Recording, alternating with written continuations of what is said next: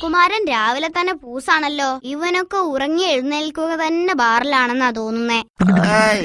Good morning ടിന്റുകുട്ടാ, good night. കഷ്ടം. എടോ കുമാരൻ ചേട്ടാ, എന്തിനാ ഇങ്ങനെ കുടിച്ചു നശിക്കുന്നേ? കള്ളു കുടിക്കുന്ന കാശുകൊണ്ട് തനിക്ക് പാല് വാങ്ങി കുടിച്ചൂടെ? എടാ, പാല് കുടിച്ച വിഷമം മാറില്ല. വിഷമം മാറാനാ ഞാൻ ഈ സാധനം കുടിക്കുന്നത്. ഇയാളുടെ ഒരു വിഷമം നോക്കിക്കോ. ഇനി ഇങ്ങനെ കള്ളു കുടിച്ച് നടക്കുന്നത് കണ്ടാലേ ഞാൻ ഇയാളുടെ ഭാര്യയോട് ചെന്ന് പറയും. ഭാര്യ? എടാ മണ്ട, ഞാൻ കല്യാണം കഴിച്ചിട്ടില്ല. ഓക്കേ. അത് ശരി, കല്യാണം കഴിഞ്ഞിട്ടില്ലല്ലേ? പിന്നെ എന്തിനാടോ താൻ കുടിക്കുന്നത്? എന്ത് വിഷമാടോ തനിക്കുള്ളേ? വേലായുധൻ ചേട്ടാ, ദാ പാല്. ഇതെന്ത് പാലാ മോനെ? ഇതാണ് ലോക്ക് പാൽ. എന്താ, ഒന്ന് ടേസ്റ്റ് ചെയ്യണോ? ആ പാലിങ് തന്നെ. അല്ല, ഇത് പാലോ അതോ വെള്ളമോ?